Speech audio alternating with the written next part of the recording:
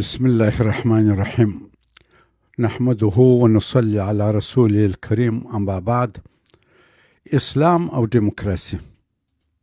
دوستانو، فاروق اعظمي. نن سه شنبه 19 مرغومي 1402 هجري شمسي ده د اسرائیل او فلسطینیانو جنگ روان دي. امریکا او ټول غربي نړۍ په ډاګه ورسره ملګري دي. د امریکا جمهور رئیس جو بایدن خو خپل اسرائیل ته ورغی او خپل هر از ملاتړ ورسره اعلان کړ. اسلامي دنیا کې څوک دغسې فلسطینیانو سره ونه درېد.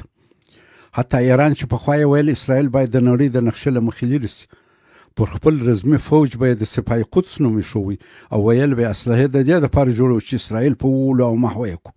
نن وایي چې دا خبرې موږ نه دي کړي او موږ فقط پر فلسطینیانو روان ظلم غندو.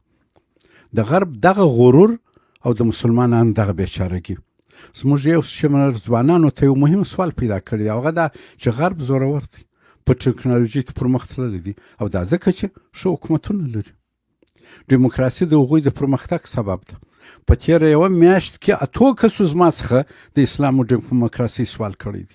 ځینو ډیموکراسي ښه طرز د حکومت بللی، ځینو کفر او ځینې د وضاحت په انتظار دي. دا یو لوی بحث دی، خو دلته زه غواړم په دغه مورد کې ډېر مختصر عرض وکړم، ځکه چې په پیغام کې د اوږد بحث ګنجایش نشته. د ډیموکراسي کلمه د دوو یوناني تورو څخه جوړه ده. ډیمو یعنی خلق او کراتوس یعنی واک. ډیموکراسي یعنی د خلکو واک یا د خلکو له ارادې ناشي حکومت. په غربي ډیموکراسي کې یوازې خلک دي چې ځان ته د حالاتو سره سم قوانین جوړوي او پر هغه خپل د ژوند نظام چلوي. ډیموکراسي کې آسماني قوانین ځای نه لري. دین هلته د هر چا شخصي کار دی. په ډیموکراسي کې قوانین د ژوند د شرایطو د تغییر سره تغییر خوري. په غربي ډیموکراسي کې یو شی پرون غیر قانوني او حرام و، خو نن قانوني او حلال دی. په ډیرو غربي هیوادونو کې اوس نر په نر او ښځه په ښځه واده کول یو قانوني عمل بولي او انتقاد پر کول یې جرم دی او محکمې ته څوک کشیږي. دا کار پخوا حرام و. یا مثلا په 2006 میلادي کې په برطانیه کې یوې بډای یهودي ښځې شارون ټینډلر د مایي سره رسمي واده وکړ. یوې بلې برطانوي ښځې امیندا راجرز په 2012 کې د یو خډل سپي سره واده وکړ. یو نیم کال مخکې اګست 2022 کې یوې بډای امریکایي ښځې ماریا سټرانګ تر 2 کاله جنسي اړیکو وروسته د خپل خره سره رسما واده وکړ. نن غرب کې د سپي، خره او هر جناور سره واده قانوني او شرعي کار دی. څوک د انتقاد حق نه باندې لري، کنې محکمې ته کشیږي. خو پخوا دا شان غیر قانوني او حرام و. دا ډیموکراسي ده، همداسې ده. پرون هغه د خلکو فیصله وه همغه، او نن بیا دا د خلکو فیصله ده. سبا شاید نورې فیصلې راووځي چې اوس یې موږ وړاندوینه نسو کولی. ټولې په خپل وخت کې هلته محترمې او مورالې اجرا دي. دا ځکه واک د خلکو په لاس کې دی او د خپل ژوند د طرز په باره کې چې هره فیصله یې زړه غواړي کوي. چنګک باندې نسته. لطفا تاسې د هغو محترمو مېلمنو د معنوي حیثیت په باره کې یو لږ سوچ وکړئ چې په فخر د سپي و خره په واده کې ناست وه، خوشحالۍ یې کولې او مبارکۍ یې ورکولې. تاسې بیا زموږ د ذلت په اندازه هم سوچ وکړئ.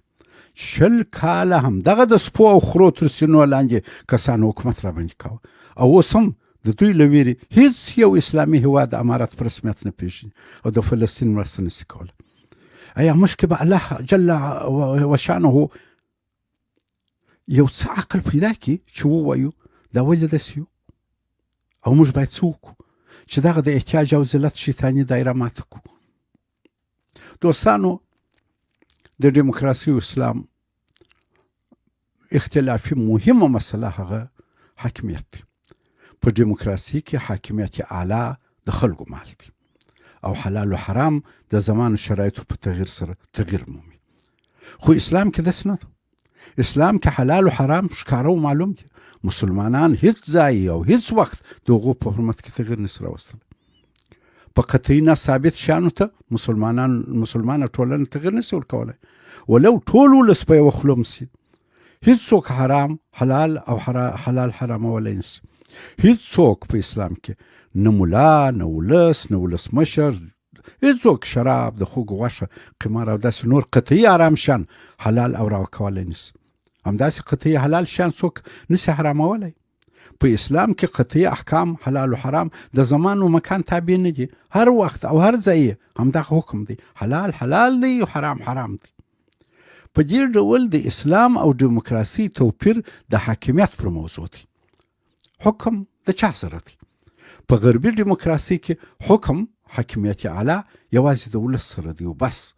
هلته خلک قوانین جوړوي او پر ځان عملي کوي. خو په اسلام کې حاکمیت اعلی یوازې د الله عز وجل سره دی. په دوهمه درجه کې بیا د خلکو سره دی.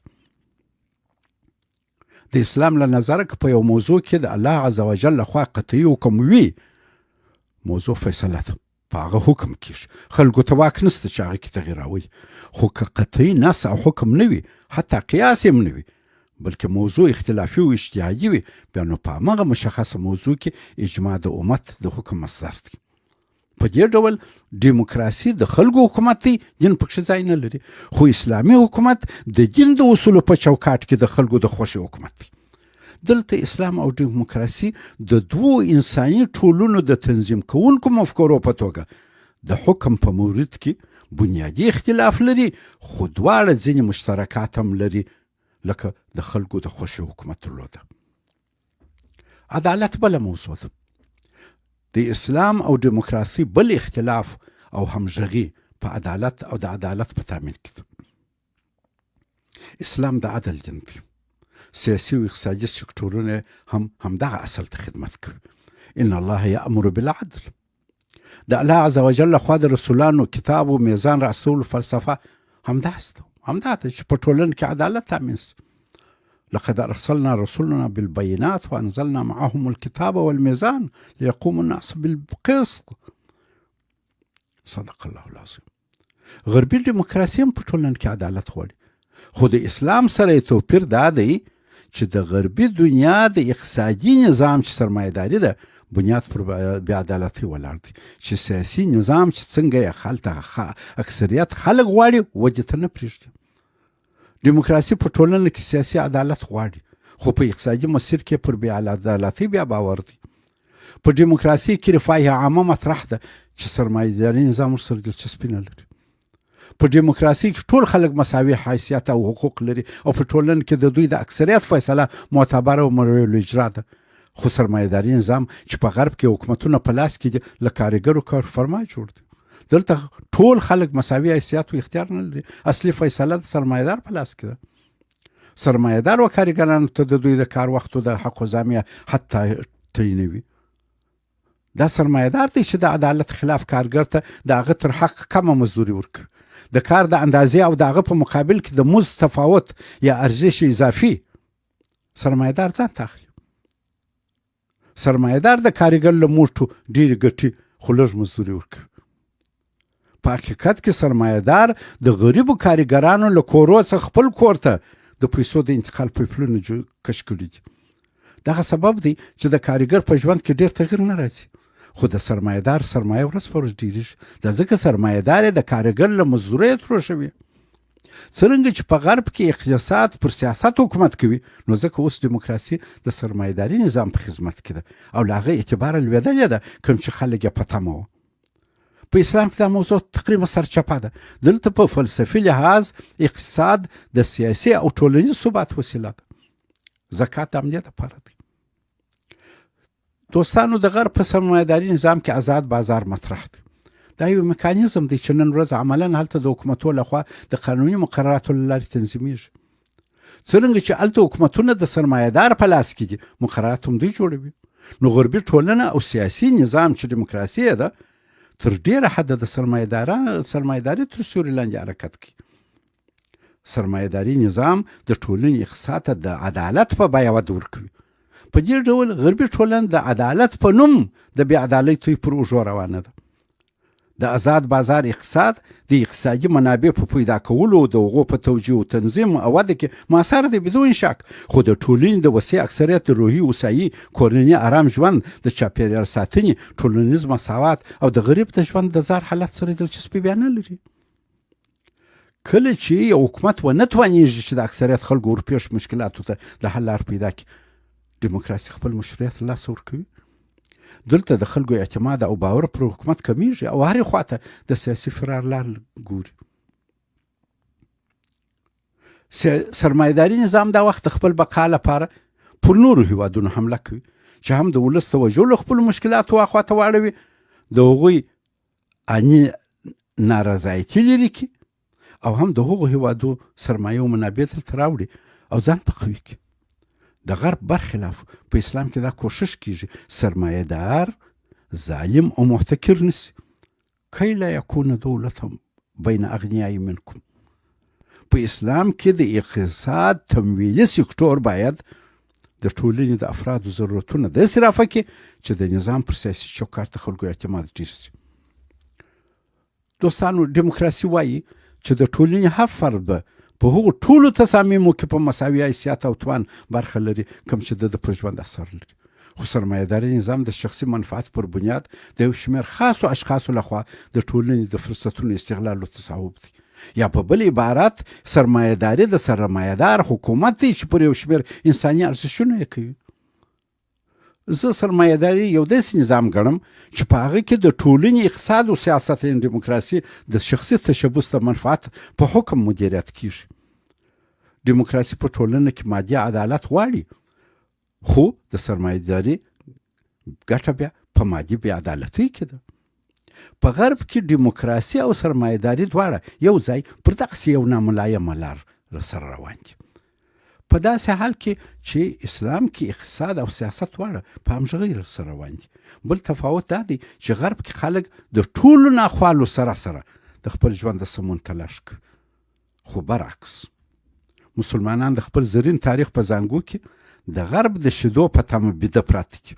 دوی ته باید ډوډۍ، تلیفون، موټر، الوتکه او د ژوند ډېر نور ضروري شیان کافر غرب ورته برابر کړي، ورته راوایستی او په جوشه کې ورکړي. بل خبره د دیموکراسي او د اسلام پر استبداد، د استبداد او ظلم پر ضد مبارزات. اسلام او دیموکراسي دواړه د استبداد مخالف دي.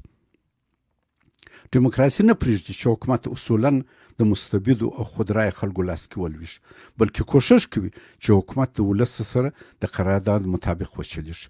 دلته حکومت خلکو ته حساب ورکوي او که په ورسپارل سوې دنده کې کامیاب نه وي، خلک دغسې حاکم او حکومت عزل کوي. اسلام هم حکومت تکلیف بولي، نه تشریف. حکومت د خلکو خدمتګار دی، نه بادار.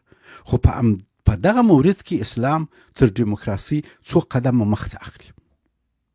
د استبداد سره د مقابلې، د ظلم سره د مقابلې په مورد کې اسلام تر دیموکراسي څو قدمه مخته دی او د دیموکراسي په نسبت د ظلم او استبداد سره سخته مبارزه کوي.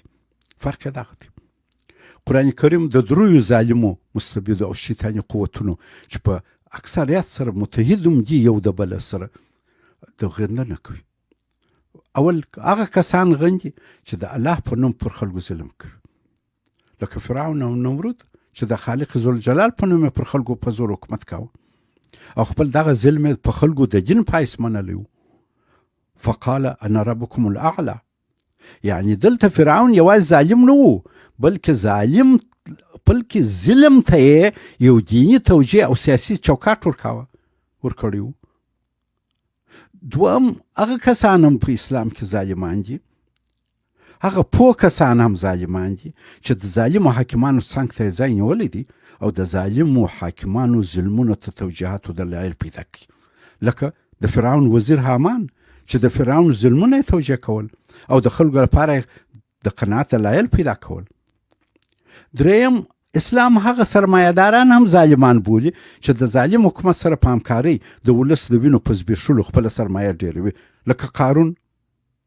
دا درې سره ډلې ظالمان دي او اکثر سره متحد هم دي، لکه د موسی علیه السلام په مقابل کې چې متحد و. قارون د موسی علیه السلام خپل و، خو مادي منافعو د ظالم فرعون ملګری کړی و. الله جل شانه یوازې ظالمان په سزا نه رسوي. د دیموکراسۍ سره دا هم فرق دی. الله پاک یوازې ظالمان پر سزا نه رسوي چې مستقیم ظلم کړي، بلکې ټولو کسانو ته هم سزا ورکوي چې د ظالمانو ملګري کوي، او حتی هغو ته هم سزا ورکوي کوم چې د ظالم ظلم ویني خو دی بیا په تفاوته د خیر پر غونډۍ ناست ورته ګوري او مخالفت یې نه کوي. واتقوا فتنة لا تصيبن الذين ظلموا منكم خاصة واعلموا أن الله شديد العقاب. صدق الله العظيم. د قرآن کریم په حکم د استبداد، ظلم او فساد تر تسلط لاندې د یو قوم لویه تباهي ده. الله عز وجل ظالمانو ته څه مهلت ورکوي، خو ګوري د خپل ظلم په سبب دومره عبرتناکه ذلیلوي چې هر وخت یې د همغه خپلو مظلومانو په لاس سزا ورکوي. مثالونه یې لږ نه دي. د دې دپاره چې د ظلم مخ ونیول سي، قرآن کریم مسلمانانو ته په کارونو کې په مشوره امر کوي، او پیغمبر صلی الله علیه وسلم ته فرمایي چې دین، او زموږ پیغمبر صلی الله علیه وسلم فرمایي چې دین نصیحت دی، الدین نصیحه. خلق ورته ویل لمن یا رسول الله؟ قال لله ولکتابه ولرسوله ولأئمة المسلمین وعامتهم. په اسلام کې خلیفه د خلکو نماینده او خدمتګار دی، نه ظالم و جبار. خلیفه معصوم نه دی، کیدای شي غلطي وکړي، نو ځکه ملت حق لري چې مشوره ورکړي او لار وروښي. ابوبکر رضی الله عنه ځکه د خلیفه په توګه تر غوراوي وروسته په لومړۍ خطبه کې وویل زه تر تاسو ښه نه یم، خو تاسې غوره کړم، که پر سمه لار روان وم ملاتړ مې وکړئ، او که کوږ شوم اطاعت مې مه کوئ او سم مې کوئ.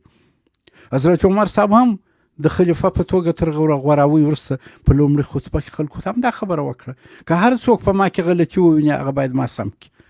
دا د خلکو حق دی چې د خلیفه څخه د کار حساب وغواړي، لار ورته وښي، او که یې په دنده کې بریالی نه ګاڼه عزل یې کړي. افضل او اکبر جهاد ظالم ته د حق مشوره ده، د حق خبره ده، او د خواخوږۍ نصیحت دی. د حق خبره د خارجي تجاوز تر دفاع ډیره مهمه ده، نو ځکه افضل او اکبر بلل شوی دی. ظلم، د ظلم ملګرتیا، د ظلم تحمل خارجي تجاوز ته لار هواروي. دوستانو، اوس چې مو د ډیموکراسۍ او اسلام په باره کې څه وویل، دې نتیجې ته رسېږو چې په اسلامي نظام کې ولس د غربي ډیموکراسۍ په نسبت ارامه او له عدالته برخوردار دی. خو د مسلمانانو مشکل دا دی چې د خپل دغه ښه نظام ته کار نه دی کړی. په ټوله اسلامي دنیا کې یو داسې هېواد نشته چې څوک ووایي دغه نو واقعي اسلامي نظام لري. له نیکه مرغه موږ افغانان اوس د اسلامي نظام د اساسي خطونو د ترسره کولو یو ښه طلایي فرصت لرو. یو طلایي فرصت راته میسر دی. په کار دی چې علما کرام راوړاندې سي، د خپل سلف صالح پر ارشاداتو او لیکنو یو وار بیا پرونو سترګو مرور وکړي، د هغوی تعلیمات را تازه او د عصر د تقاضا سره همغږي کړي. څرنګه چې موږ انسانان که ځینې تفاوتونه سره لرو، نو ځینې مشترکات هم لرو. که ضرورت سي موږ کولی سو د خپل سیاسي او اقتصادي نظام د چوکاټ په جوړېدو کې د اسلامي اصول په رعایت سره د نورو له تجربو استفاده وکړو. دا ځکه نورو په ځینو مواردو کې تر موږ ډېر کار کړی دی. له نورو مشروع استفاده زموږ سلف صالح کړې ده. مسلمانانو ته دا حق شرعاً حاصل دی چې له نورو یې زده کړي او د خپلو شرایطو سره د ځان او ټولنې په خدمت کې وکاروي. ان حضرت صلی الله علیه وسلم د بدر د جنگ هغو مشرک بندیانو ته چې لیک لوست یې زده وویله چې که تاسې موږ ماشومانو ته لیک لوست ور زده کړئ ازاد یاست. همداراز یې د احزاب په جنگ کې د خندق په کیندلو کې د فارس له تجربو ګټه واخیسته. مدینه کې یو انصاري ځوان معذب کړي چې عبرت زده کړي. زموږ متقدمینو علماء کرامو د یونان فلسفې کلامي او حرفوي کسبي کتابونه ترجمه کړه، پر هغو یې نقد وکړي او هغه څه چې د دوی په درد خوړل کار یې ځینې واخیستی. دا ټول هغه څه دي چې مسلمان په جایزو کارونو کې د نورو له علم او تجربو ګټه اخیستی سي. البته حلال نه سي حرامولی یا نه حرام حلالولی سي، خو په جایزو او اجتهادي کارونو کې لاس خلاص دی چې د نورو له تجربو څخه د خپلو شرایطو مطابق ګټه واخلي. دوستانو، اسلام د ډیموکراسۍ په نسبت ډېر ګټور نظام دی، خو کار راڅخه غواړي. موږ باید د خپل اسلامي ټولنې د رفاه او پرمختګ لپاره له هرې مشروعي وسیلې کار واخلو او د علم و پوهې دروازې هر چیرې چې وي د ځان او بچیانو پر مخ خلاصې کړو. زموږ ثبات، قوت، پرمختګ او عزت په علم کې دی. او بس. والسلام علیکم ورحمة الله وبرکاته.